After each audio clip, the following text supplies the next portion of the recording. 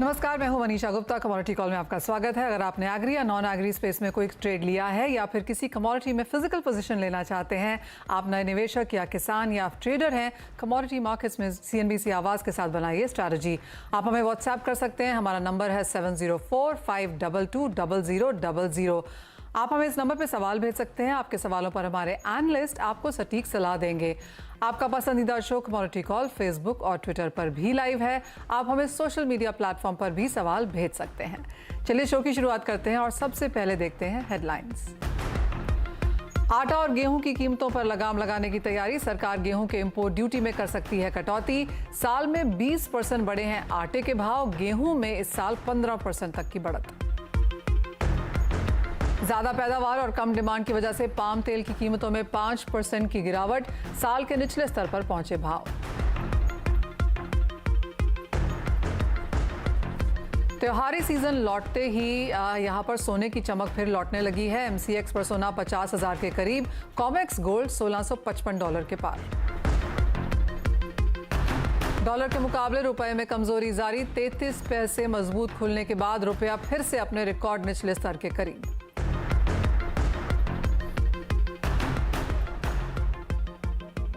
हमारे साथ हमारे गेस्ट जुड़ चुके हैं। मोतीलाल ओसवाल के नवनीत दमानी और स्मृति कमोडिटीज की CEO एंड MD रूपा मेहता। आप दोनों का कार्यक्रम में स्वागत है। नवनीत, आप कैसे देखते हैं अंतर्राष्ट्रीय बाजारों को आज और आपकी टॉपिक्स कहां हैं? वेल मनीषा जी, काफी दिनों की वोलेटिलिटी के बाद गोल्ड और सिल्वर प्राइस में थोड़ी सी रौनक लौटती हुई नजर आ रही है और लास्ट 2 दिन से थोड़ा सा इंक्रीमेंटल गेन देखने मिल रहा है।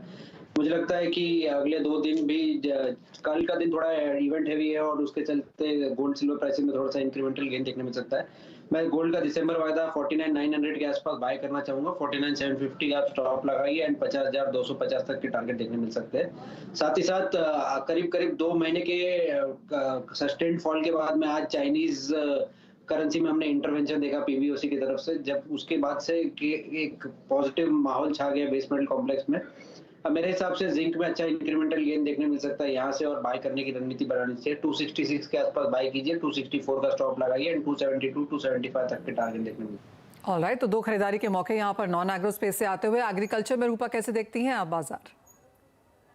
देखिए, सभी एग्री कमोडिटीज में अभी फिलहाल प्रेशर बनता हुआ दिखाई दे रहा है। चाहे वो बिनोला खल हो या फिर ग्वार के ऊपर देखें तो काफी प्रेशर है। तो मुझे लगता है कि अभी बिकवाली की तरफ रहना चाहिए और बिनोला कल नीचे में एक बार 2150 तक नीचे गिर सकता है। तो मेरे हिसाब से 2240 से 2260 की रेंज में सेल किया जा सकता है और 2150 का इमीडिएट टारगेट जो है इसमें देखने को मिल सकता है।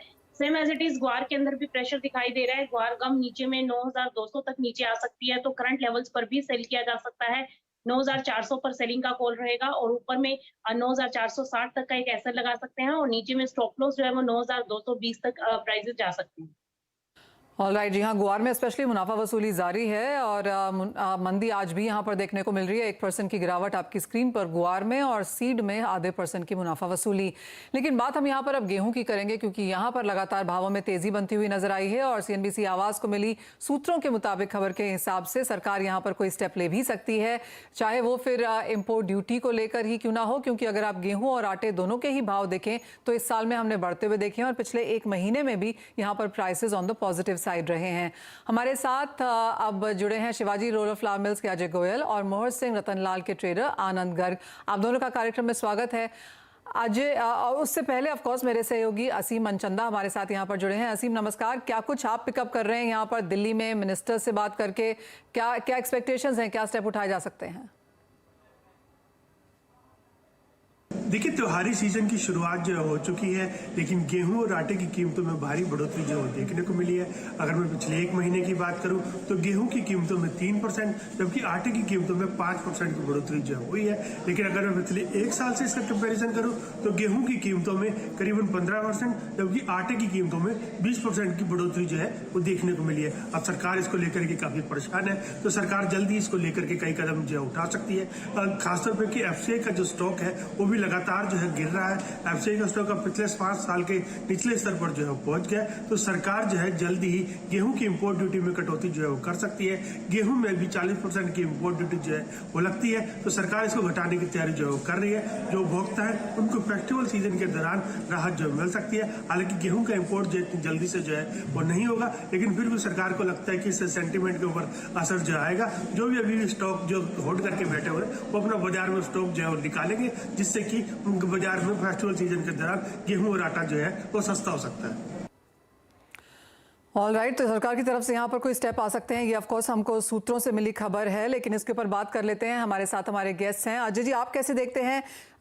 फूड कॉर्पोरेशन ऑफ इंडिया के पास स्टॉक्स कम है, बफर स्टॉक की हम बात यहाँ पर लगातार करते ही रहे हैं कि कैसे वहाँ पर पिछले साल के कंपैरिजन में कम प्रोक्योरमेंट इस बार हुई है। फेस्टिविटीज से पहले हमने देखा है कि सरकार को काफ़ी सारे स्टेप्स उठाते हुए ये इंश्योर करते हुए कि अफोर्डेबिलिटी अवेलेबिलिटी बाजार में है। अब जब काफ़ी सारे मेजर्स उठाने के बाद अब भी गेहूं के प्राइसेस फिर से धीरे धीरे बढ़ते हुए नजर आए हैं, आपको क्या लगता है सरकार के सामने क्या विकल्प है, और क्या एक इंपोर्ट ड्यूटी कम इवन एक सेंटिमेंट तौर पे जैसे असीमा भी बता रहे थे वो आप होता हुआ देखते हैं? देखिए, ये जो ये महीना है अक्टूबर का, ये तो निकल जाएगा। इतना तो जो है गेहूं कई मिलों के पास और वो सामने नजर आ रहा है। सबसे बड़ी तकलीफ अक्टूबर के बाद होगी। नवंबर, दिसंबर और जनवरी जो है ये 3-4 महीने जो है सबसे मुश्किल रहने वाले।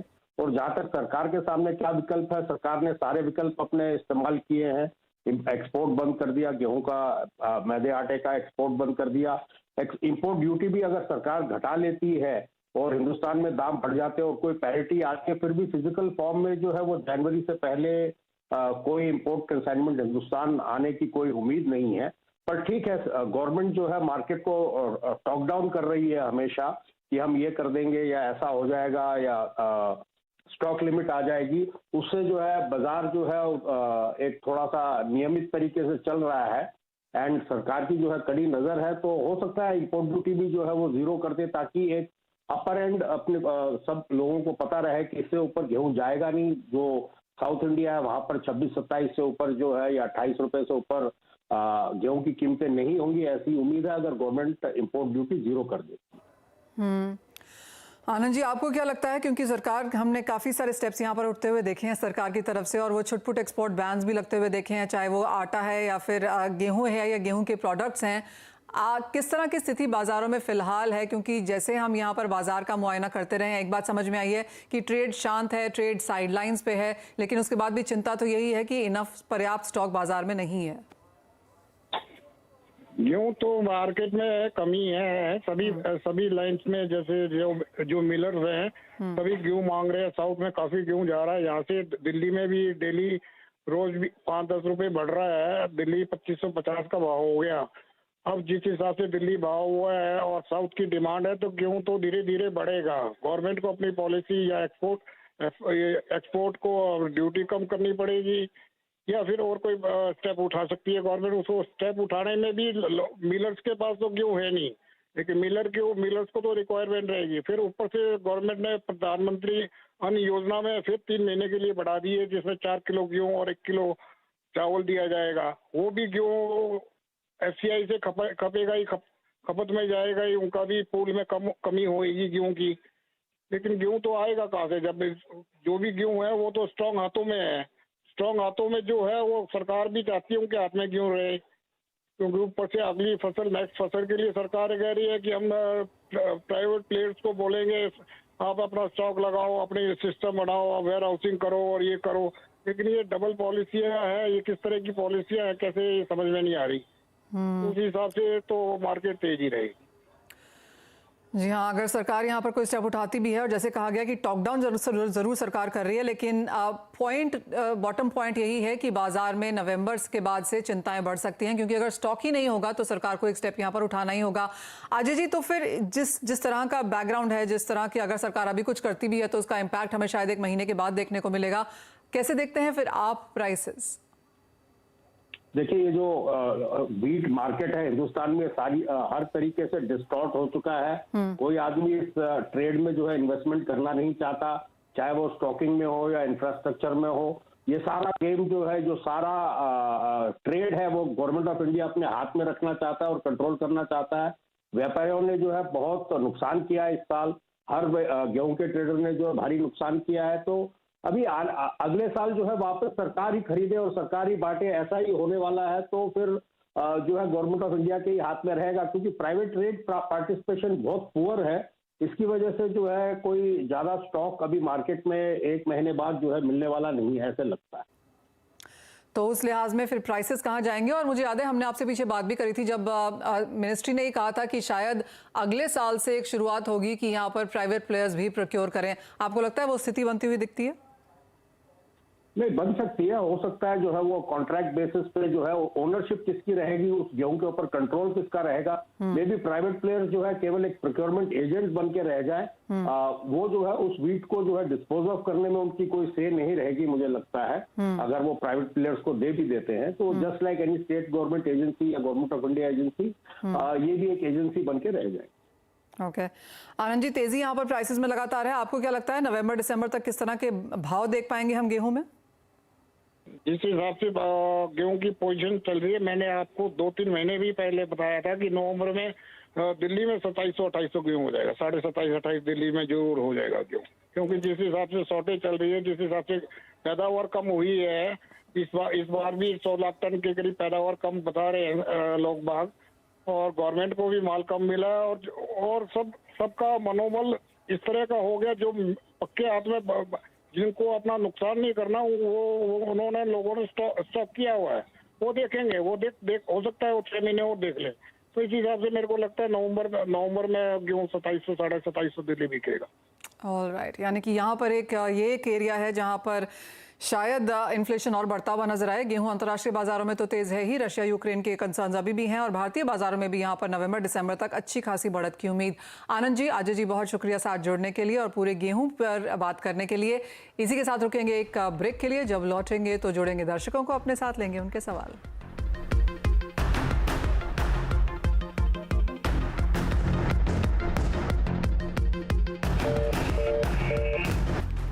कमोडिटी कॉल में आपका स्वागत है। अपने दर्शकों को जोड़ने का समय भी है और सबसे पहले गंगानगर से हमारे साथ बलविंदर सिंगला जी फोन लाइन पर मौजूद हैं।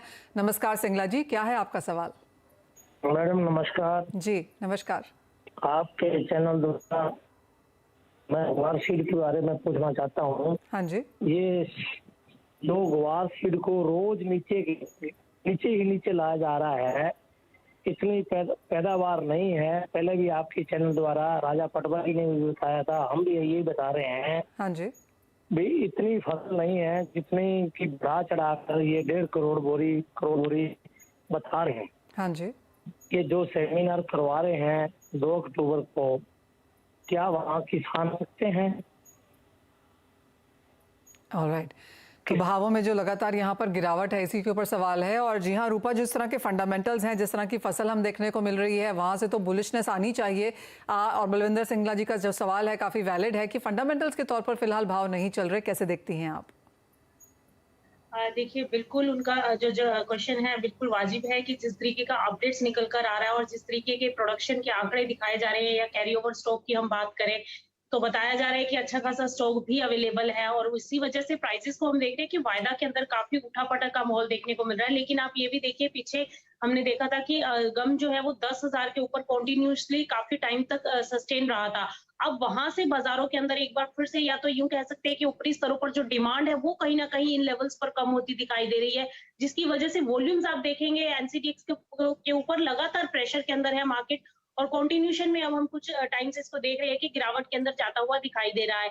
तो अभी का जो सिनेरियो बनता हुआ दिखाई दे रहा है उसमें थोड़ा सा प्रेशर अभी भी है और हमें लगता है कि 9,000 या 8800 के आसपास सपोर्ट आ सकता है टेक्निकली। और फंडामेंटली जैसे हम देख रहे हैं कि प्राइसेस फंडामेंटल के अकॉर्डिंग नहीं है, जिस तरीके से प्रोडक्शन की खबरें निकल कर आ रही हैं, तो अभी के लिए प्राइसेस जो है 9,000 से 8800 के आसपास सस्टेन कर सकते हैं। वहां से एक बाउंस बैक एक्सपेक्ट कर सकते हैं जो अगेन इसको 10,000 10,500 के बीच में रखेगा। फिलहाल ये रेंज है, इससे कोई बहुत ज्यादा ना तो मंदी की एक्सपेक्टेशन है और ना ही कोई बहुत ज्यादा तेजी आने की उम्मीद है। ऑलराइट बलविंदर जी, वो आपके लिए जवाब है यहाँ पर कि फंडामेंटल स्ट्रांग है, लेकिन बहुत तेजी के बाद अब यहाँ पर कुछ मुनाफा वसूली देखने को मिली है, लेकिन भाव एक रेंज में अटकते हुए आगे नजर आएंगे। आगे बढ़ते हैं और जूनागढ़ गुजरात से अब उदय जी हमारे साथ फोन लाइन पर है। नमस्कार उदय जी, आपका सवाल क्या है? हेलो। हाँ जी उदय जी, आपको मेरी आवाज आ रही है? हाँ जी कहिए। मेरे पास 2 साल से 70-80 बोरी जीरा है, तो अब क्या करें, होल्ड करें या? ओके 2 साल से यहाँ पर 70 से 80 बोरी जीरा पड़ा हुआ है। रूपा, कैसे देखती हैं आप? और उदय जी, होल्ड करें इसे, भाव और ऊपर जाएंगे या निकाल दें? देखिए, कुछ ही क्वांटिटी आपको निकालना चाहिए, काफी ऊपर प्राइसेस आ चुके हैं और हमने इसको अच्छा खासा बाउंस बैक आते हुए देखा। एक फेस्टिवल सीजन की एक थोड़ा सा डिमांड और पिकअप हो सकती है, तो 25,000 25,200 के आसपास भाव आते हैं वायदा के अंदर, तो वहां पर आपको प्रॉफिट बुक करना चाहिए, क्योंकि कभी भी यहाँ पर करेक्शन बढ़ सकती है। तो मेरे हिसाब से आपको इस लेवल के ऊपर भी कुछ एक क्वांटिटी माल का लिक्विडेट कर देना चाहिए। ऑफ कोर्स उदय जी, आपके पास अगर 2 साल पुराना माल है तो क्लियरली आपने मुनाफा यहाँ पर देखा ही है, और जैसे रूपा भी कह रही है कि यहाँ से 500-700 रुपए ऊपर में आपको अपना मुनाफा घर ले जाना चाहिए। आगे बढ़ते हैं और एक मैसेज पढ़ लेते हैं जो कि बुलंदशहर यूपी से अमर ने हमें लिखा है। सोने का एक लॉट इन्होंने खरीदा है 49,405 के लेवल्स पे। नवनीत, क्या राय है, क्या करना चाहिए इन्हें? मनीषा जी, हमने लास्ट 2-3 दिनों में देखा है कि सोने में थोड़ी सी चमक फिर से लौटती हुई आई है, और मुझे लग रहा है कि जो करंट मोमेंटम हम USD INR में देख रहे हैं उसके चलते, और कल RBI की पॉलिसी मीट के चलते थोड़ा सा और इंक्रीमेंटल गेन देखने मिल सकता है। बाय एंड डिप्स की रणनीति रखनी चाहिए और 50,250 50,500 तक के स्तर देखने मिल सकते हैं। जब तक सोने का दिसंबर कॉन्ट्रैक्ट 49,750 के नीचे नहीं जाता, ये व्यू वैलिड रहेगा। चलिए अमर, आप क्लियरली यहाँ पर मुनाफे में तो हैं ही, और यहाँ से और तेजी की एक्सपेक्टेशन फिलहाल नवनीत आपको बताते हुए। लेकिन इसी के साथ शो समेटने का भी समय है। बहुत शुक्रिया नवनीत और रूपा हमारे साथ जुड़ने के लिए। मुझे दीजिए इजाजत, ब्रेक के बाद लेकर आएंगे आवाज समाचार।